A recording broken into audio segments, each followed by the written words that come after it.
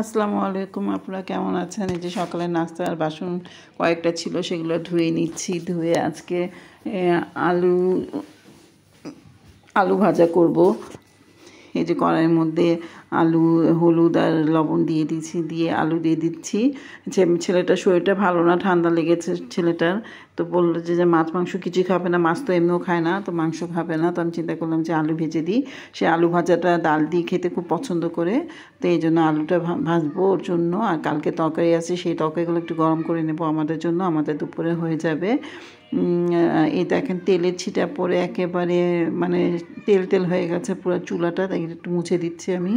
ওই পাশে চুলা মুছে দিয়ে একটু ছেলের জন্য ওই যে পানি গরম, ওই যে মশলার যে পানিটা চায়ের মতো বানিয়েছিলাম সেটা একবার দিয়েছি, এখন আবার গরম করে দেব তাকে খাওয়ার জন্য। এই যে আমার আলু দেখেন লেগে গেছে কড়াইয়ের মধ্যে, এটা ননস্টিক কড়াই না, এই জন্য আলুটা লেগে গেছে। আর কড়াইটা চেঞ্জ করতে হবে, আলুগুলো ননস্টিক কড়াইয়ের মধ্যে ডালতে হবে, নাহলে সব আলু আবার লেগে যাবে। এমনি নিচুনে লেগে যাচ্ছে দেখেন, নাড়তেই কষ্ট হচ্ছে। এত কিছু মানে এটার মধ্যে রান্না করা হয়, তারপরে যে কেন লেগে যায় আমি বুঝি না। এই যে দেখেন কি অবস্থা, নিচনে সব আলু লেগে যাচ্ছে, আলু ভেঙে আলু ভর্তা হয়ে গেছে। তারপরে ওই চুলার মধ্যে আমি চাটা বসাই দিব। ছেলেটা এসে বলছে আম্মু আমাকে একটু চা দই। এই চায়ের মধ্যে গরম মশলা যত আছে, এলাচি, দালচিনি, তারপরে লং, সাদা গোলমরিচ, কালো গোলমরিচ না, সাদা গোলমরিচ, তারপরে জয়িত্রী সব দিয়ে একেবারে ভালো মতো করে ফুটিয়ে যখন একেবারে লাল হয়ে যাবে, তখন সেটা আপনারা দিতে পারেন বাচ্চাদেরকে খাওয়ার জন্য। গরম, সেটা শরীরটা গরম থাকে, একদম লাল হয়ে যাওয়ার পর আমি এটা একবার দিয়েছি ওকে খেতে, এখন সে আবার খেতে চাচ্ছে, আবার গরম করে তাকে দিব। এই যে দেখেন আমি কড়াইটা চেঞ্জ করে ফেলেছি, এখন আমার আলুটা অর্ধেক ভর্তা হয়ে গেছে, কিন্তু তারপরে মজা লাগবে খেতে, ভালো লাগবে যখন লাল করে কড়কড়া করে ভাজা হবে, তখন ভাতের সাথে খেতে মজা লাগবে এটা। এই যে দেখেন একেবারে লাল হয়ে গেছে, আর একটু লাল করব, লাল করে তারপরে এটা নামিয়ে দেব। কালকে তরকারি আছে, মাংস তরকারি আছে, সবজি তরকারি আছে, সেগুলো গরম করে আমরা দুপুরবেলা খেয়ে নেব। রাতে তো দেখা যাবে রাতে কি করা যাবে না করা যাবে।